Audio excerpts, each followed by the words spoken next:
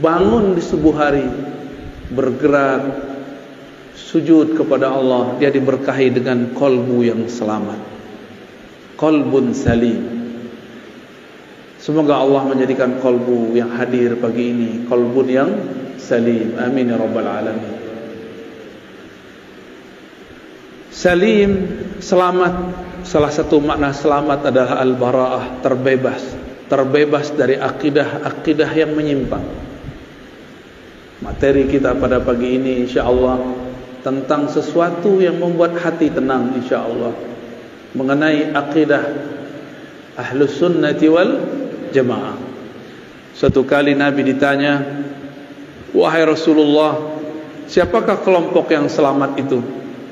Nabi mengalamkan sebelumnya, sataftariku ummati ala 73 firqah. Umatku akan terpecah menjadi 73 golongan. Semuanya masuk neraka, kulluha finnar illa firqah wahidah, kecuali satu kelompok. Man hiya ya Rasulullah? Nabi ditanya, siapakah mereka wahai Rasulullah?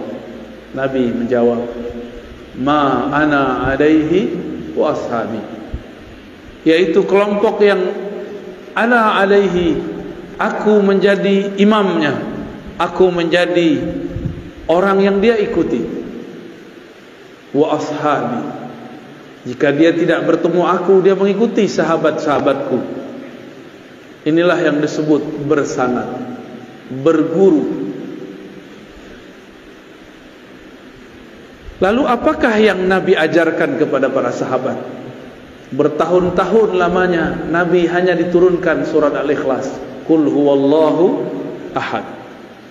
Sebelum ada perdebatan sifat 20, sebelum ada perdebatan tauhid uluhiyah, rububiyah, asma wa sifat, belum ada semua itu. Nabi diberikan yang sempurna dan sederhana. Walaupun saya penganjur untuk belajar sifat 20, tapi kalau Bapak Ibu susah memahaminya, saya berikan jalan yang lebih mudah. Mau? Mungkin di beberapa kajian sudah ada yang mengamati. Itulah yang ada dalam Qul huwallahu ahad. Suatu kali ada seorang panglima Rasulullah sallallahu alaihi wasallam diperintahkan untuk memimpin perang, sekaligus memimpin sholat. Setiap satu rakaat, 2 rakaat, di akhir rakaat dia selalu membaca Qul huwallahu ahad. Para sahabat merasa aneh, Rasulullah tidak pernah lakukan itu, kenapa dia lakukan? Ternyata beberapa Rasulullah sama sahabat Rasulullah sama seperti orang-orang hari ini. Kalau Nabi tidak lakukan bid'ah. Ternyata panglima ini lebih cerdas, tidak hanya strategi, dia juga cerdas secara fikih, cerdas secara rohani. Meskipun dia tidak melihat Rasulullah melakukan ini, menutup setiap rakaat dengan Qul huwallahu ahad, tapi dia lakukan. Disinilah kita tahu bahwa tidak semua yang tidak Nabi lakukan itu bid'ah. Pulang dari perang, hadis Sahih Bukhari, Kitabut Tauhid, bab Tauhid dalam Sahih Bukhari. Sahabat pemimpin panglima perang ini dilaporkan kepada Rasulullah oleh pasukannya, berharap ini pasukan si panglima disidang. Biasa ada karakter sampai saat ini ada yang begitu, suka melapor-laporkan orang, suka mengadu-adu orang. Tapi sahabat yang ini bukan ingin mengadu, ingin mengkonfirmasi benarkah yang dilakukan oleh pemimpinnya. Sampai kepada Nabi, Nabi kemudian bertanya kembali, tanyakan kepada panglimamu, kenapa ia membaca Qul huwallahu ahad di setiap rakaat? Jangan tanya kepada aku. Walaupun Nabi secara rohani diberitahu oleh Allah, tapi Nabi tidak berhukum dengan hukum yang sir. Nabi tidak berhukum dengan hukum gaib. Nabi tidak berhukum dengan hukum firasat. Nabi tidak berhukum dengan hukum kasyaf. Nabi berhukum dengan hukum zahir. Tanya sahabatmu, panglimamu, kenapa ia menutup setiap rakaat dengan kulhu? Karena orang ini mau cari tahu, maka Nabi SAW langsung berikan dia tugas. Datanglah dia kepada panglima. Wahai Tuan Panglima, kenapa engkau selesai satu surat di setiap rakaat menutupnya dengan Qul huwallahu ahad, padahal Rasulullah tidak pernah mengajarkan? Kira-kira begitu kalau diterjemahkan bebas. Apa jawaban orang ini? Ana uhibbuha, aku menyukainya, mencintai ayat ini, surat ini. Lianna fiha sifatullah, karena di dalam ada sifat-sifat dan nama-nama Allah. Heranlah si penanya ini, dan dia bawa jawaban itu kepada Rasulullah sallallahu alaihi. Sederhana jawabnya, bukan karena Rasulullah pernah lakukan, tapi karena di dalamnya ada nama-nama Allah, sifat-sifat Allah. Disampaikan kepada Nabi jawabannya. Apa kata Nabi? Akhbirhu, kabarkan kepada panglimamu, innallaha yuhibbu, Allah cinta kepadanya, karena dia cinta kepada sifat-sifatnya. Merinding sahabat ini. Disampaikan kepada Tuan Panglima, Panglima pun terharu. Maka meresapi membaca Qul huwallahu ahad itu cukup. Seandainya Bapak Ibu tidak faham sifat 20, tidak masalah, karena inti sifat 20 adalah menjelaskan surat Al-Ikhlas. Paham Al-Ikhlas, paham sifat 20. Paham sifat 20, paham Al-Ikhlas. Inilah akan jadi oleh-oleh pada pagi ini untuk saudara-saudara yang hadir. Cara meyakini, mempercayai Allah secara mudah, semudah kita membacanya dan menghafalnya. Mau ya? Pertama, Qul, katakan hai Muhammad, huwa Allah ahad. Sudah 3 ya? Huwa Allah ahad. Huwa bahasa Arab artinya dia. Biasanya kata dia disebut sebagai kata ganti ketiga, digunakan pada kalimat kedua. Tapi sekarang, atau pada kata-kata kedua, yaitu kata ganti setelah ada nama yang jelasnya. Ahmad membaca buku, titik, dia mau ujian. Dia ditulis setelah Ahmad. Sekarang dibalik, Qul huwa Allah ahad. Katakanlah hai Muhammad, dia dulu, Allah ahad. Apakah Allah salah? Mungkinkah Allah salah? Siapa yang mengatakan Allah salah, dia kafir. Apakah Nabi Muhammad lupa? Yang mengatakan Nabi Muhammad lupa, dia fasik, zindiq, bahkan bisa kafir. Jangan-jangan kita yang tidak mengerti ilmunya. Mengatakan huwa di depan nama yang zahir, berarti huwa pada Allah bukanlah nama ganti, bukanlah kata pengganti. Huwa pada Allah adalah nama. Huwa pada Allah adalah nama. Lebih dulu huwa daripada Allah, sehingga disebutlah huwa ini adalah nama. Nama untuk menghilangkan selain namanya. Oleh karena itu ahli-ahli zikir tidak mempermasalahkan kalau berzikir hu Allah.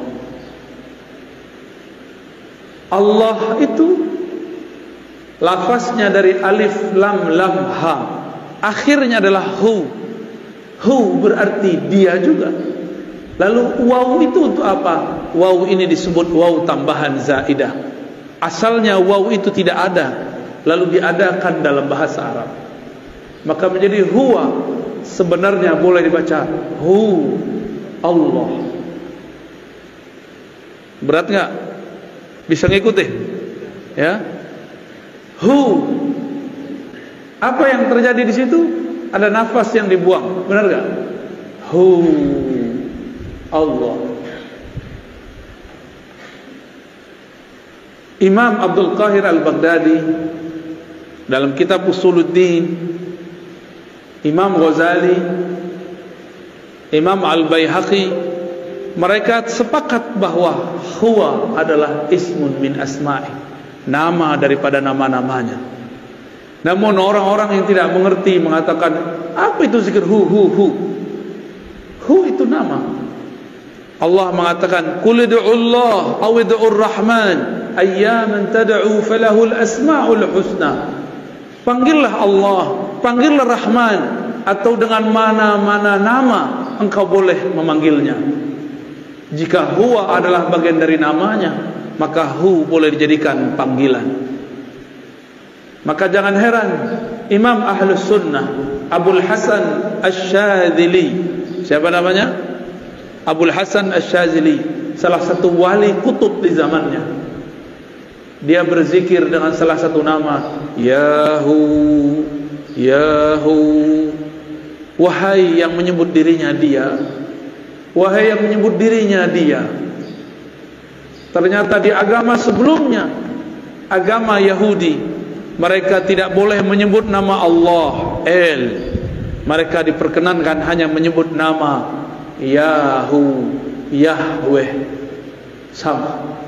Yahweh bahasa Ibrani, Yahu bahasa Arab. Allah, Al itu bahasa Ibrani Suryani. El berarti Tuhan yang maha sempurna. Alif Lam berarti kesempurnaan. Jadi lafaz Allah itu sudah lafaz yang sangat umum dalam semua bahasa yang pernah ada. Bapak saudara yang makan Allah, itu baru hu. Kalau diteruskan panjang lagi. Saya kalau sebut dia, apakah dia dapat dilihat oleh mata? Dia manusia. Dia, huwa. Apakah dia dapat dilihat oleh mata? Tidak. Apakah bisa disentuh? Tidak. Maka huwa bermakna dia yang maha suci daripada sifat jismiyah, sifat kebendaan. Allah bukan benda. Benda itu ada benda kasar, ada benda halus. Meja ini benda kasar, Pak. Cahaya lampu, cahaya matahari itu benda halus dalam bahasa Arab. Jismun. Tiada benda kecuali bertempat.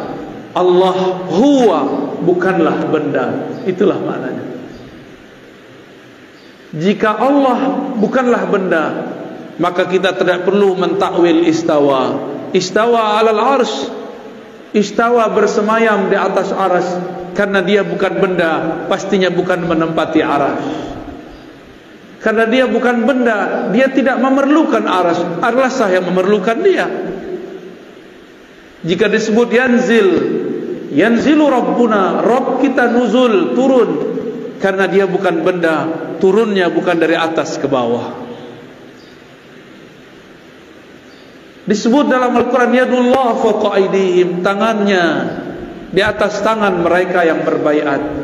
Karena dia bukan benda, maka tangannya bukan tangan ini, bukan juga tangan khayali, tapi hanya dia yang tahu maknanya. Inilah yang dikatakan oleh Imam Salafus Saleh, Imam Malik, Imam Syafi'i, Imam Ahmad, yang kemudian disalahartikan oleh sebagian kelompok. Apa kata imam-imam tersebut? Imam Syafi'i sebagaimana diriwayatkan oleh Imam Al-Baihaqi mengatakan, ala ma aradahu Allah wa rasuluh, istiwa, nuzul, yadun, tangan dan lain sebagainya, sesuai dengan yang Allah maksud, bukan yang engkau maksud. Apa maksud Allah? Ada yang tahu? Allah merahasiakannya, membayangkannya sama dengan membayangkan zatnya, dan itu adalah akidah yang batil. Ada orang bilang jangan bayangkan zat Allah, tapi dia membayangkan Allah duduk tanpa sengaja. Jangan bayangkan Allah, tapi dia tanpa sengaja membayangkan Allah turun dari aras ke bumi. Berarti dia main-main dengan kata bayang, membayangkan. Jika Allah itu bukan benda, bisakah dipikirkan? Nggak bisa dipikirkan. Dia hanya bisa dirasakan. Berat nggak? Baru pagi-pagi udah digoreng nih otaknya nih. Tapi ruhnya senang, Pak.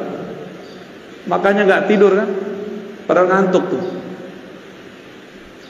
Itu jiwanya senang sekali tuh. Ini yang aku cari. Baru huwa Allah. Allah itu ada alif lam pada Allah. Itu artinya Sang Maha Sempurna, pemilik semua kesempurnaan. Sang Maha Indah, pemilik semua keindahan. Itu makna dari Allah.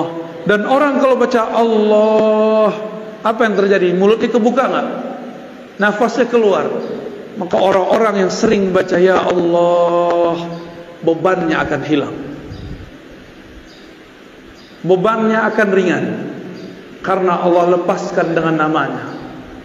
Tiadalah nama Allah masuk pada suatu kolbu, melainkan kolbunya lebih bercahaya dan berkualitas.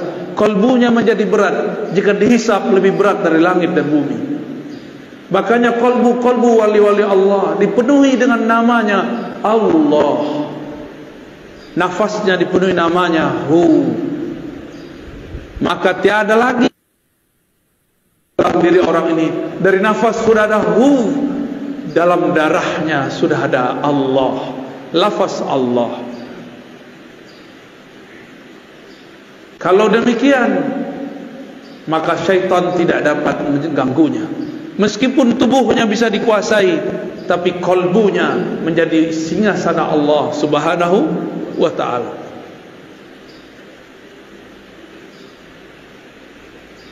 Allah di dalam surat Luqman dikatakan wala in sa'altahum man khalaqas samawati wal ard la yaqulunna Allah. Jika engkau bertanya kepada orang-orang kafir, orang-orang musyrik, maksudnya musyrik Makkah, siapakah yang menciptakan langit dan bumi? Mereka akan menjawab Allah. Berarti musyrik Mekah pun tahu bahwa pencipta langit dan bumi adalah Allah. Mereka sekedar tahu, tapi pengetahuannya tidak sempurna, maka dibatalkan di belakang. Qul alhamdulillah, katakanlah syukurlah kalau begitu. Bal aktsaruhum la ya'lamun. Tapi sebenarnya mereka enggak mengerti.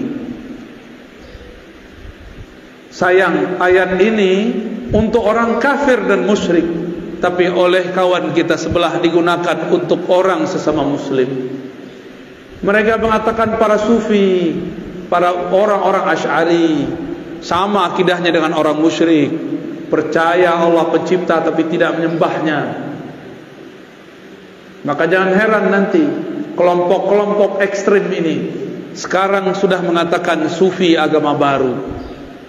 Mereka menuduh Asy'ari sebagai kelompok-kelompok yang sesat, menyesatkan. Mereka akan menyebut selain kelompok dia sesat, padahal mereka kelompok kecil tapi suaranya sangat berisik. Dulu pendiri-pendiri gerakan besar di dunia, pendiri Nahdlatul Ulama, Tarbiyah Islamiyah, Muhammadiyah di Indonesia, semuanya adalah orang yang berakidah Asy'ariyah, meyakini sifat 20. Pendiri Wasliyah, Al-Khairat, NW Nahdlatul Watan, Matali'ul Anwar, semuanya berakidah Asy'ariyah. Ahlus Sunnah wal, tiba-tiba mereka sekarang bilang Asy'ari bukan Ahlus Sunnah. Al-Azhar Ahlus Sunnah, Asy'ariyah, langsung ditulis. Ulama habaib di Yaman, Hadramaut, Al-Habib Umar, Al-Habib Al-Adni, semuanya berakidah Ahlus Sunnah Asy'ariyah. Guru saya Syekh Taufik Al-Buti, punya ayah Muhammad Ramadan Al-Buti, Muhammad Sa'id Ramadan Al-Buti, akidahnya pun Ahlus Sunnah. Syekh Wahbah Zuhaili, ahli fikih abad ini yang baru saja wafat, beliau juga Ahlus Sunnah. Guru kami Syekh Badi Sayyid Al-Laham mengatakan jika ada orang mau buat mazhab zaman ini, Wahbah Zuhailah imamnya. tapi dia tidak mau buat mazhab baru. Tapi tiba-tiba datang sekelompok mengatakan Asy'ari bukan Ahlus Sunnah, tapi suaranya berisik, ya. Seakan-akan dia lebih mengerti akidah Asy'ariyah daripada kita.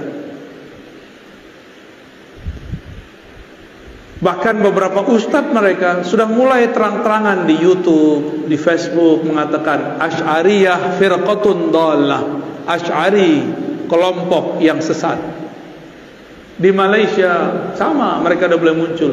Di India ada satu madrasah Duaiban, itu madrasah untuk kajian-kajian Ahlus Sunnah, kajian hadis.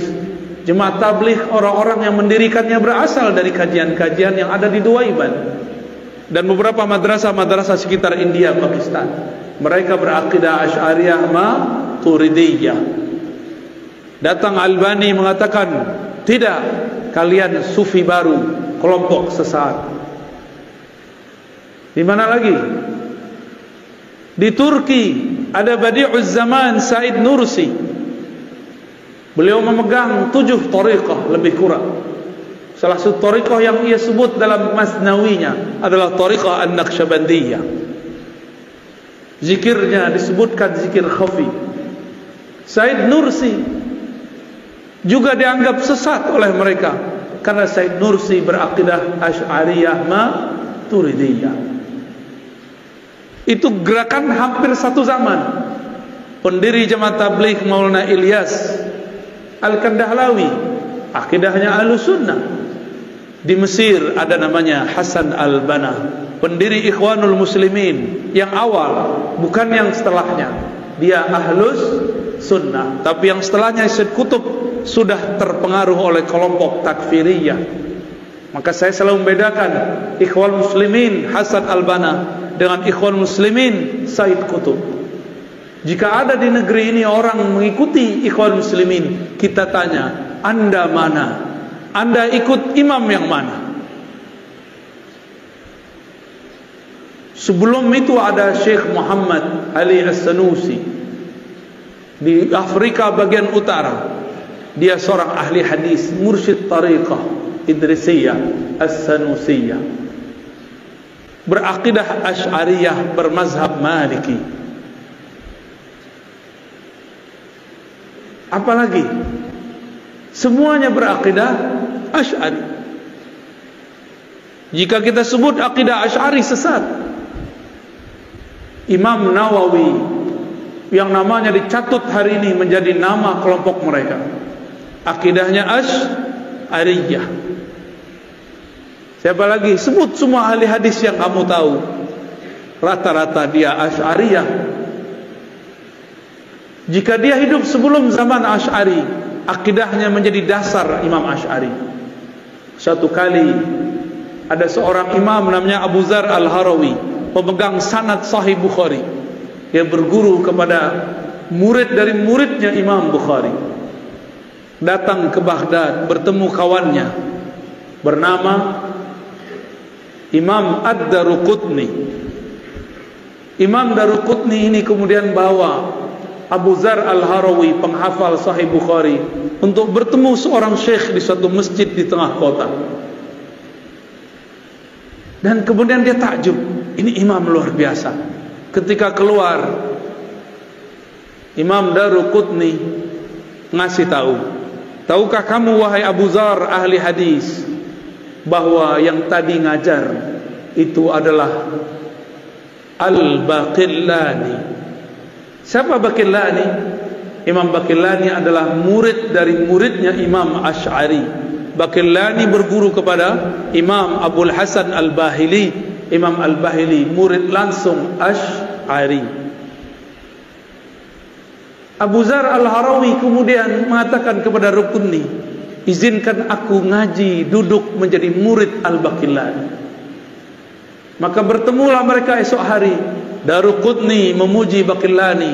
Apa kata Daruqutni? Inilah imam penghancur bid'ah, penegak sunnah, ahlus sunnah yang hakiki. Jadi dulu ulama ahli hadis jika menyebut pemberantas bid'ah, ahlus sunnah. Yang dimaksud adalah imam-imam Asy'ariyah. Tapi mereka sekarang putar sejarahnya. Akhirnya Abu Dzar Al-Harawi, pemegang Sahih Bukhari, selesai ngaji, karena dia ulama, tidak sampai 6 bulan sudah hafal semua yang dikalamkan Baqillani. Dan dia pun berangkat ke Mekah. Sampai di Mekah, tiadalah Baqillani punya murid ini namanya Abu Dzar Al-Harawi. Ia duduk di satu tempat, melainkan Abu Dzar Al-Harawi ini dikerubungi oleh semut-semut penuntut ilmu. Karena Abu Dzar Al-Harawi adalah manisan yang sangat manis, ilmunya sangat lengkap. Belajarlah banyak orang kepada beliau, belajar Sahih Bukhari plus akidah Imam Asy'ari. Inilah perkembangan nyata, sejarah nyata dalam umat Islam, bahwa Sahih Bukhari diajarkan bersamaan dengan akidah Asy'ariyah. Tapi mereka sekarang juga mengajarkan sunnah, tapi sunnahnya bertentangan dengan akidah pemegang sanad Sahih Al-Bukhari. Walhasil murid-murid Abu Dzar, karena dia tinggal beberapa waktu di Mekah, muridnya menyebar ke timur, ke barat, ke utara, ke selatan. Menyebarlah sampai sekarang bertemu salinannya di Maroko, tempat UAS dulu pernah kuliah. Bertemu salinannya, salinan Sahih Bukhari dan penjelasan-penjelasannya, bahwa Abu Dzar Al-Harawi ilmunya sampai dibawa ke Maroko. Zaman itu belum ada bus, belum ada mobil, belum ada pesawat, tapi ilmunya dari Mekah dibawa orang ke ujung Afrika bagian barat. Luar biasa. Maka kelompok-kelompok ekstrim Mujassimah yang menjisimkan Allah menuduh Abu Dzar dengan kata laknat, laknatullah ala Abi Dzar. Jadi dari dulu ahli hadis yang ahlu sunnah sudah disesat-sesatkan, seperti mereka juga menyesatkan kita hari ini. Jadi jangan heran kalau mereka mengatakan laknatullah alaika ya Razi. Wajar. Saya sekarang mengajarkan Sahih Bukhari, sekalian mengajarkan akidah Imam Asy'ari. Mereka khawatir gelombang Abu Dzar Al-Harawi terjadi kembali. Gimana Bapak Ibu? Takut? Mau dihidupkan lagi? Hidupkan lagi. Di sini saya yakin ada ulama-ulama yang ahlullah, yang mereka bisa membaca kitab-kitab Allah dengan hati yang tenang, pikiran yang tajam. Bergurulah kepada mereka. Itu baru kul huwallah. Sekarang kita pindah ke ahad. Ahad. Apa makna ahad? Esa, tunggal. Bukan satu. Satu itu masih bisa dibilang. Tunggal tiada duanya. Esa tiada keduanya. Kalau satu masih ada dua. Ini perbedaan angka satu dengan Esa. Wahid dengan ahad berbeda. Ahad itu adalah kesendirian Allah dengan zatnya. Bisa diulangi. Ahad itu kesendirian Allah dengan zatnya. Tiada bersamanya kecuali dia semata-mata. Tiada insan, tiada ar-razi, tiada masjid ini, tiada kecuali hanya dia. Maka disebutlah ahad itu namanya yang qadim. Nama apa? Qadim adalah masa sebelum adanya suatu masa azali. Alam kita sekarang disebut dengan alam nyata, alam ciptaan, masa ciptaan. Ini dia. Sebelum alam ini ada namanya azali. Sebelum azali ada namanya qadim. Jadi tahu beda qadim dengan azali? Karena beberapa ustaz di pesantren pun bingung apa beda qadim dan azali.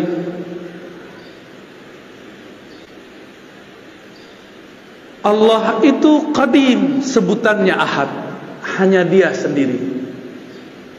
Qadim berarti ma la yasbikuhu ahadun, ma la yasbikuhu adamun. Allah yang tidak pernah tidak ada. Tidak pernah tidak ada. Negatif kali negatif positif. Tidak berarti iya. Tidak pernah tidak ada berarti selalu ada. Negatif kali negatif positif. Itu makna dari qadim.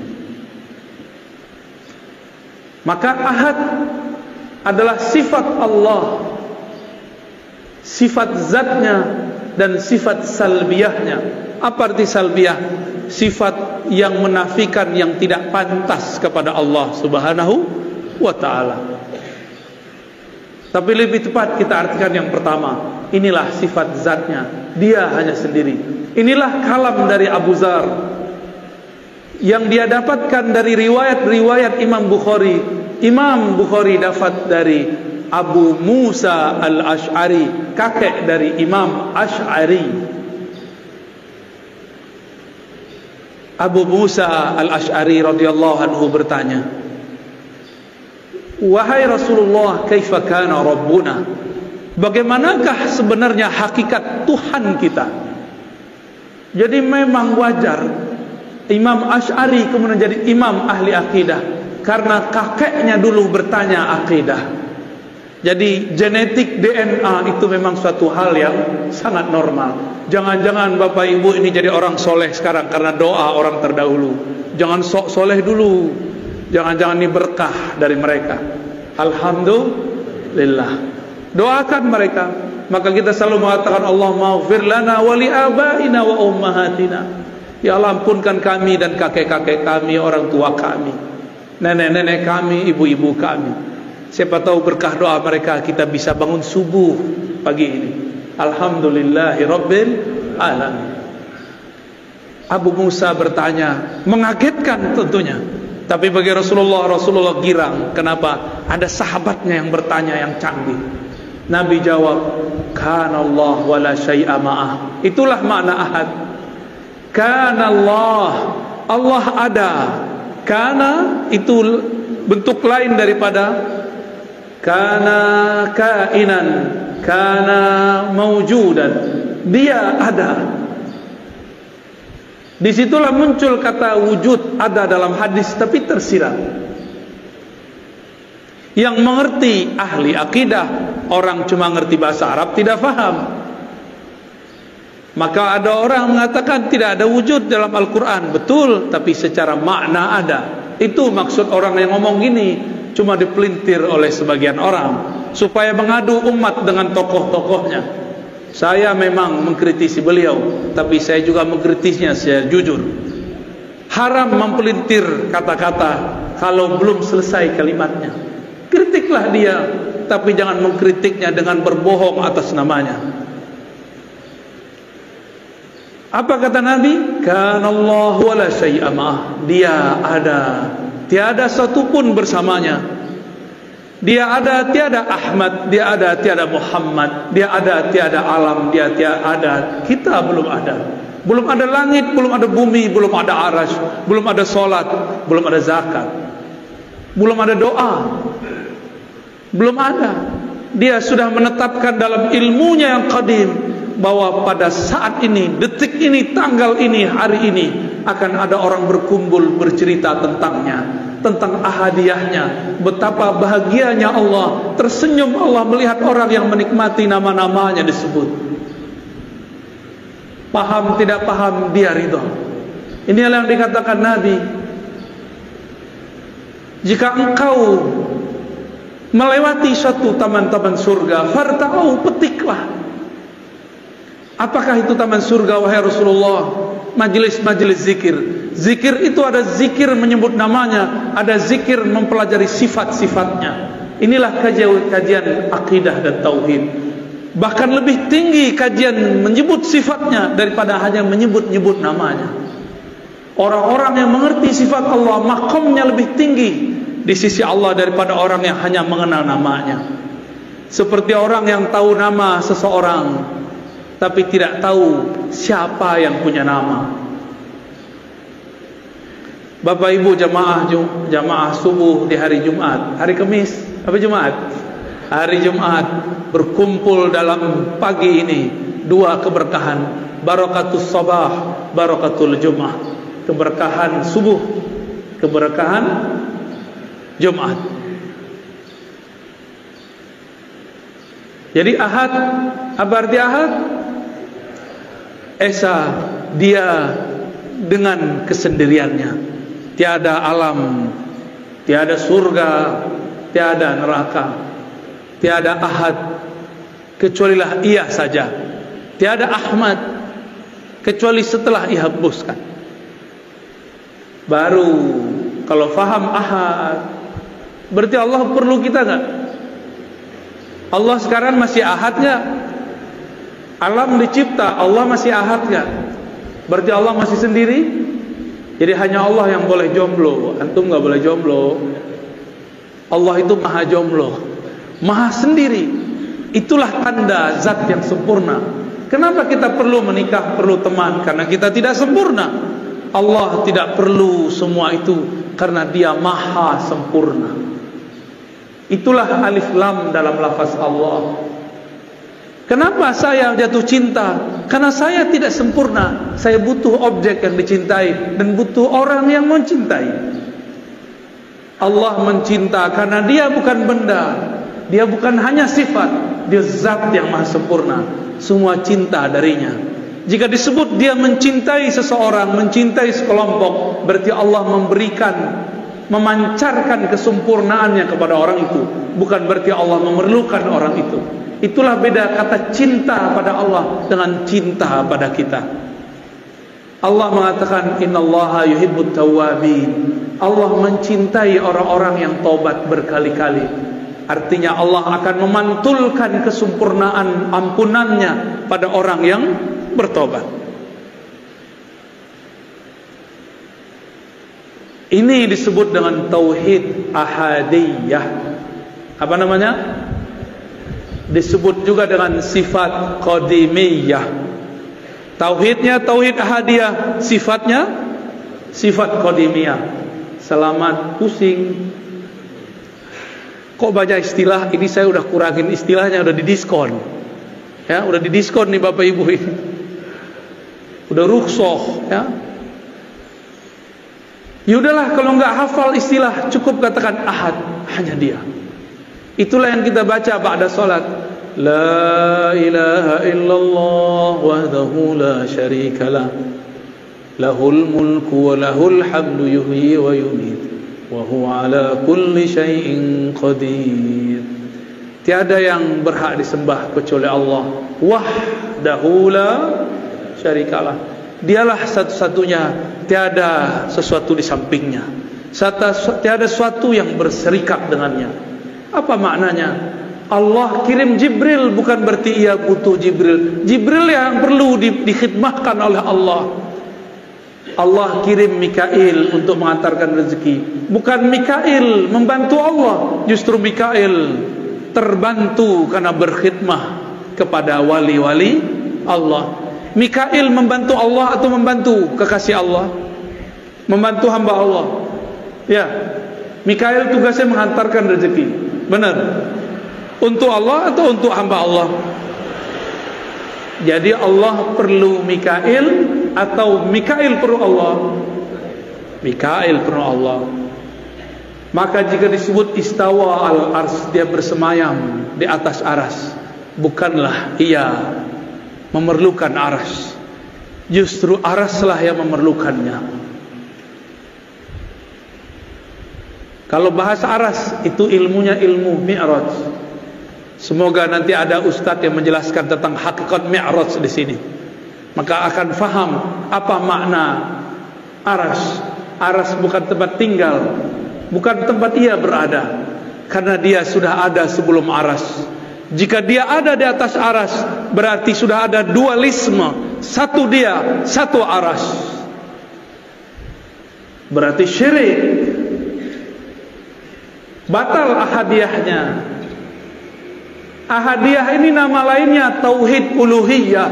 Maka tauhid uluhiyahnya kita berbeda dengan uluhiyah yang sebelah. Paham? Mereka tauhid uluhiyah hanya Allah bersama aras. Allah di atas aras, berada di atas. Kita tidak. Karena sesuai hadis Bukhari, Nabi lebih faham daripada ente. Nabi ngomong, kana Allah wala syai'a ma'ah. Allah ada, aras belum ada. Maka sekarang dia tetap sendiri, karena dia sempurna, tidak berubah-ubah. Apa ciri-ciri sesuatu yang sempurna? Dia tidak berubah. Apa ciri-ciri sesuatu yang akan sirna? Dia berubah. Bapak dulu lahir udah ada uban, Pak? Belum, Pak ya? Maaf Pak ya, aneh tanya Pak ya. Lahir udah ada uban belum? Belum. Sekarang ada uban. Berubah gak? Dulu lahir segede ini gak? Sebesar ini gak? Lahir sebesar ini, rojol, emaknya langsung mati. Kenapa? Anaknya lebih gede dari emaknya. Mungkin pecah perut emaknya kali ya. Wah, gak mungkin. Kita lahir kecil, jadi balita, jadi anak-anak, jadi remaja, jadi dewasa, tahu-tahu sudah beruban, Pak. Saya sudah ada uban. Untungnya jenggotnya belum beruban, jadi belum ketahuan tuanya ya. Cuma sok-sok tua. Lihat Pak perubahannya, bercermin sesekali. Ya Allah, aku dulu masih main kejar-kejaran sama temanku. Dulu masih berenang di kali, masih guling-guling di pasir, masih merengek kepada mak bapakku. Sekarang bukan aku yang merengek, anakku merengek, cucuku merengek. Aku sudah berubah ya Allah. Perubahan apa lagi ya Allah? Kalau sudah tua apa lagi? Dijemput nyawanya. Sudah siap belum?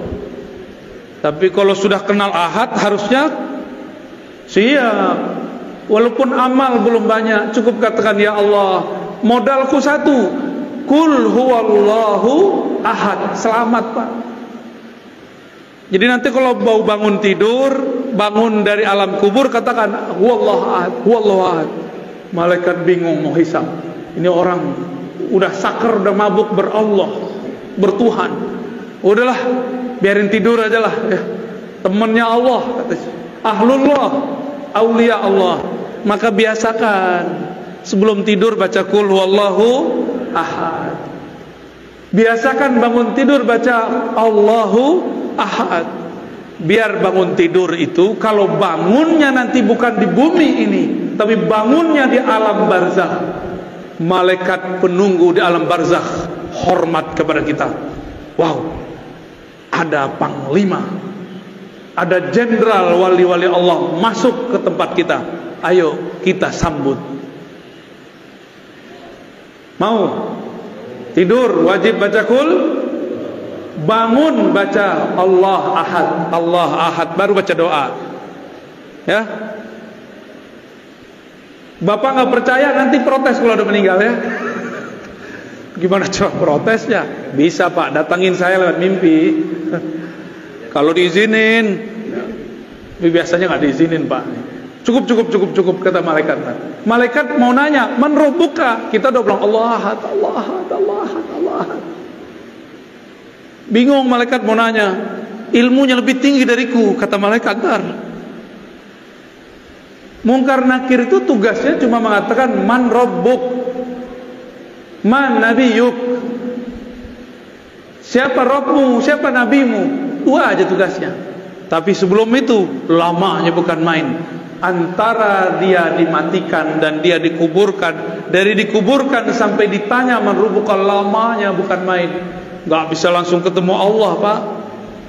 Enak amat langsung ketemu Allah. Kalau gitu saya mau mati langsung aja ya. Gak mudah. Kecuali wali. Wali itu diizinkan. Bapak Ibu yang dimuliakan Allah, itulah tauhid ahadiyah. Tauhid apa? Gampang ya.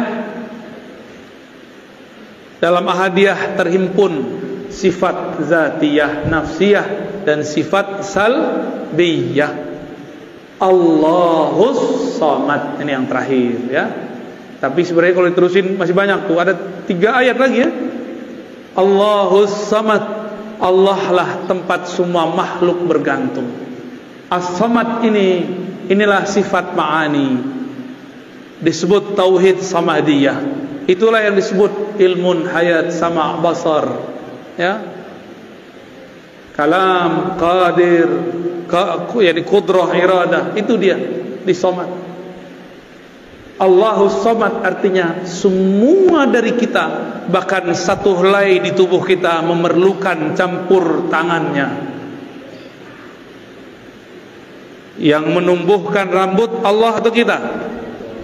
Yang mengedipkan mata kita apa Allah? Yang mendenyutkan jantung Allah apa kita? Beneran? Coba kedipin matanya. Ting. Tuh, nggak kedip. Kedipin matanya, Pak. Bisa? Tuh, jadi kaku kan? Selama ini antum sadar atau tidak? Mata berkedip, nggak sadar kan? Itu yang sadar Allah. Jadi kita udah lupa sama mata kita, Allah nggak lupa untuk menggerakkan mata kita. Coba tanya dokter, kalau mata nggak kedip gimana? Rusak mata kita. Ingat nggak Pak, jantungnya denyut, berdetak? Nggak ingat. Kita nggak sempet hatta tanya tuh dokter, Pak dokter, Bu dokter, kamu ngurus jantungmu nggak? Bilang ke jantungmu, tung, berdenyut yang biasa dong. Pas ketemu kekasih, dia deg-degan, duh. Kita ngomong ke jantung, tung, yang tenang, tung. Gak bisa, dia bergerak terus. Karena bukan kitalah yang mendenyutkan satu denyutan dalam jantung, Allah subhanahu. Maka kita gak sadar alam yang dalam tubuh ini bergerak. Apakah Bapak Ibu yang mengalirkan darah ke ujung jari, darah ke ujung rambut, ujung kepala? Ya, rambut kita kan tumbuh di kepala. Di kepala itu ada darah pastinya. Jika dia tersumbat, jadilah uban. Jadi itu udah alarm itu Pak. Bukan nakut-nakutin Pak, emang ini menakutkan ya. Selamat ketakutan. Allahus samad. Jangankan alam semesta ini, tubuh yang kecil ini 100% semua adalah pancaran dari samadnya. Maka kita ini tiada hidup kecuali karena Allahus samad. Dalam as-samad itu adalah berkata kun. Jika dia berkehendak, dia berkata kun. Dua sifat ini, ahadiyah, samadiyah, itu gabungan jadi sifat 20. Gampang toh? Tuh khatam langsung sifat 20. Cuma detailnya belum. Mahal itu Pak ya? Mahalnya tidak dapat dibeli, tapi karena sayang dikasih jua. Alhamdulillah Rabbil Alamin ya. Udah cukup lah Pak. Ada pertanyaan? Gak ada ya?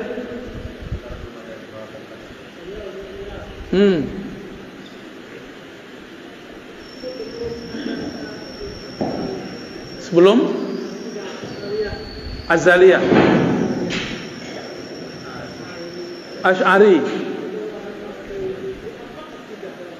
bagus. Itu sering dijadikan oleh kelompok tertentu untuk mentasykik umat. Pertanyaan bagus Pak. Mungkin itu juga yang bikin Bapak galau selama ini ya. Sebelum Imam Asy'ari, apa akidah umat? Apakah Rasul ikut Asy'ari? Ya nggak mungkin, Asy'ari baru hidup abad ketiga Hijriah. Kata kawan, ente mazhab Syafi'i, tapi kok akidahnya Asy'ari? Coba Syafi'i ikut Asy'ari nggak? Saya sudah sering mengatakan pertanyaan begini, pertanyaan yang bisa menjebak dirinya sendiri. Syubhat itu masuk ke pikiran kita Pak. Dulu saya begitu.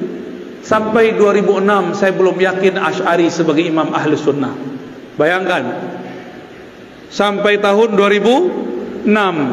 Jangan sampai Bapak tahun sekarang masih belum yakin juga Asy'ari sebagai imam ahli sunnah. Cukup saya yang terakhir begitu Pak. Imam Asy'ari itu menulis dalam muqaddimah kitab Al-Ibanah, akidahku ini adalah akidah yang aku riwayatkan dari murid-murid Imam Ahmad. Akidah ini akidah Imam Ahmad bin Hanbal. Ahmad bin Hanbal mengambil akidahnya dari Syafi'i, Imam Syafi'i dari Malik, Malik dari Nafi', Nafi' dari Ibnu Umar, Ibnu Umar dari Rasulullah sallallahu alaihi wasallam. Sebelum Imam Bukhari, orang pakai hadis apa? Imam Bukhari, tahu Imam Bukhari? Lahir akhir abad kedua, wafat pertengahan abad ketiga. Sebelum Imam Bukhari, ikut sunnah lewat siapa? Lewat Imam Syafi'i. Imam sunnahnya Imam Syafi'i. Coba lihat gelarnya Imam Syafi'i, Imamus Sunnah. Keberhasilan seorang guru jika muridnya lebih populer darinya, lebih terkenal dalam hadis darinya. Imam Syafi'i punya murid Ahmad bin Hanbal, Imam Syafi'i punya murid Al-Qarabisi, punya murid Al-Humaidi, mereka punya murid namanya Al-Bukhari. Al-Bukhari lebih terkenal dalam hadis daripada kakek gurunya Al-Imam Syafi'i. Walaupun Bukhari punya kitab Tauhid di Sahih Bukhari, tapi yang lebih terkenal sebagai Imam Tauhid adalah murid dari muridnya, yaitu Imam Asy'ari. Imam Asy'ari itu berguru ke murid-muridnya Imam Bukhari, maka akidahnya sama. Saya pastikan dan saya jamin akidah Asy'ari itulah akidahnya Bukhari. Saya tanya lagi, sebelum Bukhari kalau ikut sunnah lewat siapa?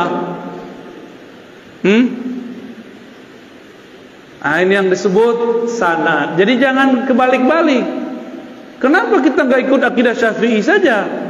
Ya, Imam Syafi'i tidak menulis risalah dalam akidah, tapi pernah mengkalamkan tentang akidah. Kalamnya dikumpulkan oleh para imam, masuklah ke dalam kitab Al-Baihaqi, judulnya Manaqib Al-Imam Syafi'i. Muncullah orang memfitnah akidah Asy'ariyah berbeda dengan Asy'ari. Sok tahu ente ya, memalsukan sejarah Imam Asy'ari itu bagi mereka biasa. Mereka katakan Imam Asy'ari 3 periode, kayak mau jadi presiden 3 periode ya. Jadi akidah Asy'ari, sebelum Asy'ari akidahnya apa? Akidah Imam Ahmad. Berarti akidah Asy'ari sama dengan Ahmad? Sama. Sebelum Imam Ahmad bin Hanbal, akidahnya akidah siapa? Akidah Syafi'i. Sebelum Syafi'i sebenarnya di wilayah Kufah ada seorang imam namanya Abu Hanifah. Akidahnya akidah Imam Abu Hanifah. Dari Abu Hanifah turun nanti ke Tohawi, turun nanti ke Maturidi. Jadi ada 2 cabang dari mazhab Abu Hanifah, Tohawiyah, Maturidiyah. Cuma mereka tidak tinggal di ibu kota umat Islam, yaitu Baghdad. Makanya akidah mereka tidak sepopuler Imam Asy'ari. Imam Asy'ari tinggal di Basrah, hijrah ke Baghdad, menjadi imam ahlu sunnah di semua wilayah. Kenapa? Kalau Indonesia kayak Jakarta, kalau Malaysia kayak Kuala Lumpur. Karena dia terkenal di ibu kota negara, maka namanya masuk ke mana-mana. Dulu belum ada YouTube, Pak. Ya, kalau ada YouTube, mungkin Imam Tahawi bisa jadi lebih populer. Imam Maturidi lebih populer mungkin.